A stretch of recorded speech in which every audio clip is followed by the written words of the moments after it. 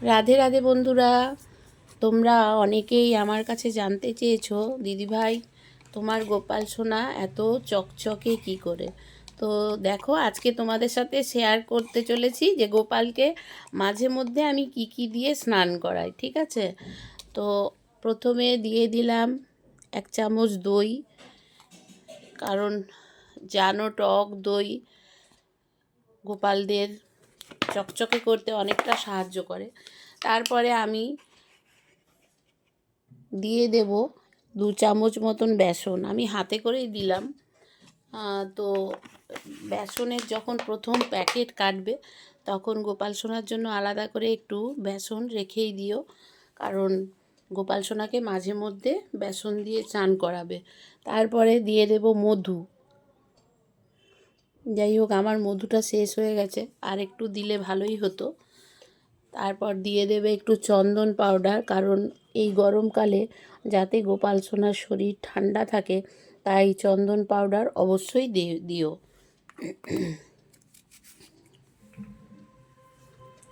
তারপরে দিও একটু গোলাপ জল।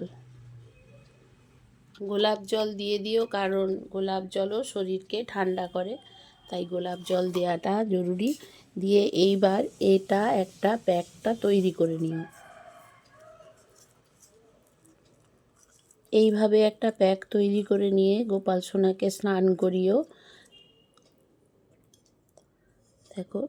দেখো ঠিক এইভাবে এটা তৈরি হয়ে গেল। এবার গোপাল সোনাকে চলো স্নান করিয়ে দেখিয়ে দিচ্ছি তোমাদের।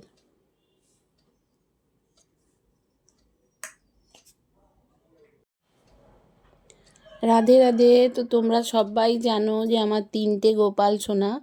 তো তোমাদের আজকে প্রত্যেকজনকে স্নান করানো দেখাবো। তো প্রথমেই দেখো, গোপাল সোনাকে স্নান করার জন্য আমি এরকম একটা গামলা নিয়ে নিয়েছি। তো আগে আমি প্রথমে নন্দলালকে স্নানটাই দেখাচ্ছি, কারণ নন্দবাবু আগে স্নান করুক। তো যে প্যাকটা বানিয়ে নিলাম সেটা খুব আস্তে আস্তে করে লাগিয়ে নেব।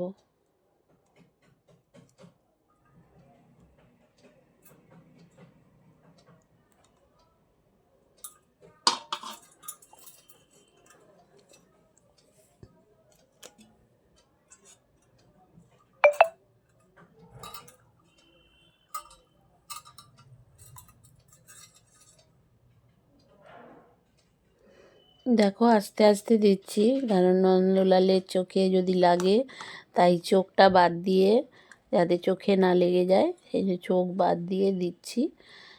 এরকমভাবে আস্তে আস্তে করে একটু আগে মাখিয়ে নিতে হবে। একটুক্ষণ মাখানোর পরেই দেখবে একদম পরিষ্কার চকচকে হয়ে যাবে। এবার যে ধরো রূপোর পায়ে হাতে যেগুলো পরানো আছে না, ওগুলোও দেখবে এই বেসন, দই, গোলাপ জল এগুলো ছোঁয়া পেয়ে এগুলোও দেখবে এগুলোও চকচকে হয়ে যায়। তাই মাঝে মধ্যে গোপাল সোনাকে এই প্যাকটি দিয়ে স্নান করিয়েও দেখবে গোপাল সোনা তোমাদেরও চকচকে থাকবে। অনেকেই কমেন্টে লেখো, দিদি নন্দলাল এত চকচক কেন করে, কি দিয়ে স্নান করাও? তো আমি আজকে ওই জন্য গোপাল সোনাকে কী দিয়ে স্নান করাই সেটা দেখিয়ে দিচ্ছি। কালকে যেহেতু রামনবমী ছিল তাই গোপাল সোনাকে কমলা রঙের সিঁদুর পরিয়েছিলাম, তো সেটাই ভালোভাবে উঠিয়ে দিলাম।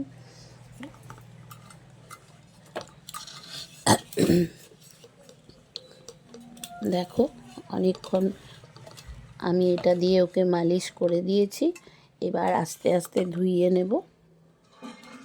তো তোমরা সবাই জানো স্নান করাবার সময় গোপাল সোনাকে ফুল আর তুলসী পাতা দিতে হয়। আমি যেহেতু মাখাচ্ছিলাম এতক্ষণ একটা প্যাক, তাই আমি তুলসী পাতা আর ফুল দিইনি। এবার আমি ফুল তুলসী পাতাটা দিয়ে দিলাম। দিয়ে এবার গোপাল সোনাকে স্নান করাবো। তো তোমরা সাথে থাকো, কিভাবে স্নান করাই দেখো। নমো ওং বাসুদেবায় নমো, নমো ওং বাসুদেবায় নমো, নমো ওং বাসুদেবায় নমো। কতটা চকচকে হচ্ছে তোমরা নিজেরাই দেখতে পাবে। আর যারা আমাকে জিজ্ঞেস করেছো যে যারা কমেন্টে, তাদেরকে আমি মেনশন করলাম না, মেনশন করে দিলে ভালো হতো। ঠিক আছে, এর পরের বারে আমি অবশ্যই তাদের নাম ধরে ধরে বলবো, কারণ এখন আমি তাদের নাম দেখিনি আর ভুলেও গেছি। তবে অনেকেই মাঝে মধ্যে আমাকে কমেন্টে লেখো যে দিদিভাই নন্দলাল এত চকচকে কেন, কী দিয়ে স্নান করাও। যাই হোক, আজকে তোমাদের সাথে স্নান সেবাটা দেখালাম। দেখো একদম চকচকে হয়ে গেছে গোপাল সোনা, তোমাদেরকে দেখিয়ে দিলাম।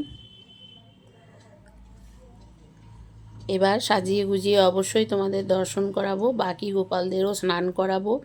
এইভাবেই প্রত্যেকজনকে স্নান করিয়ে নেব। এই যে দুজন বসেছে আমার গোপু সোনা, চট্টু সোনা, তো নন্দলালকে আগে পরিষ্কার করে মুছিয়ে ড্রেস পরিয়ে নিই, তারপর তোমাদের সবাইকে দর্শন করাবো। ঠিক আছে, চলো। দেখো ফাইনালি নন্দলালের তো হয়ে গেছে, এই দেখো ছোট্ট বাবুও হয়ে গেল, কীরম চকচক করছে দেখো তোমরা নিজেরাই, কতটা পরিষ্কার হয়েছে।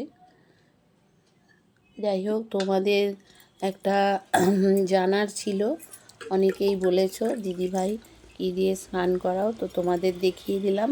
তবে হ্যাঁ, একটা কথা বলি, তোমাদের যদি এই প্যাকটা বেঁচেও যায় তাহলেও ভেবো না যে না কি করব, তোমরা নিজেরাও মুখে মেখে নিতে পারো, এটা খুব উপকারী একটা প্যাক গরমে। তো দেখো একদম চকচকে হয়ে গেছে আমাদের গপু। এবার গপুকে মুছিয়ে ড্রেস পরাই, তোমরা সাথে থেকো।